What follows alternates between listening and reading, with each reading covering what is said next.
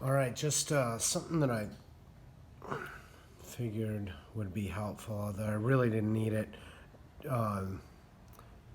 When doing the valve adjustment and putting the camshafts back in on this bike, the intake and exhaust marks on the intake camshaft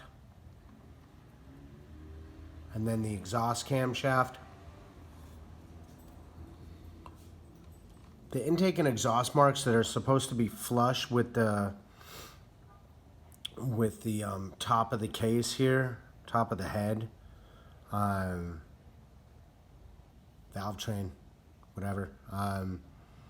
Those marks are on the other side. They're sandwiched in between the frame. You can't even see them. Now, I've got these marks, as you can see. Sorry, shaky video. I've got these marks that I made on the camshaft in the chain for this rotation. You rotate it and the chain gets out of sync with those marks first turns, but whatever. To just put it all back in, because you're already at top dead center. Down here, right? You're already at top dead center for 1.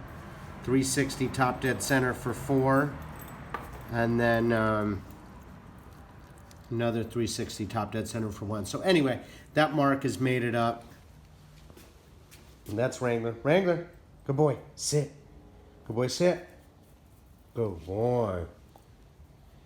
That's Wrangler, everyone. Anyway, so what I did, the intake and exhaust marks are on the other side, so I just ran them around and made marks on this side. So as you can see, I'm at top dead center. They're lined up.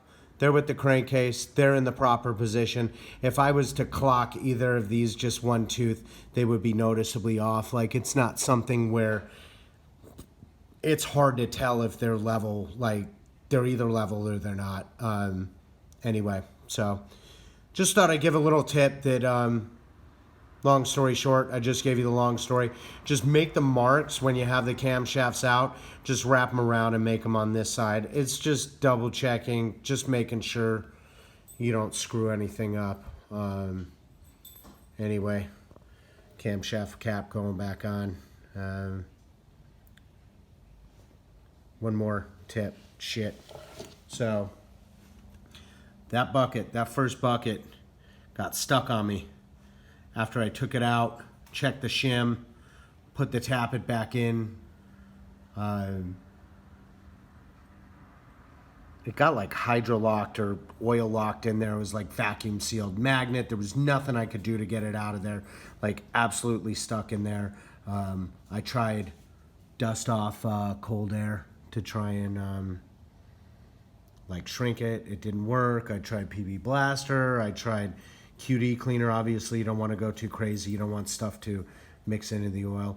I had to actually install the camshaft cap back on, go through the whole tightening procedure, and then I squirted a little oil in there with this type of bottle. I'll show you. Hang on. This type of bottle. I always have a little oil in here.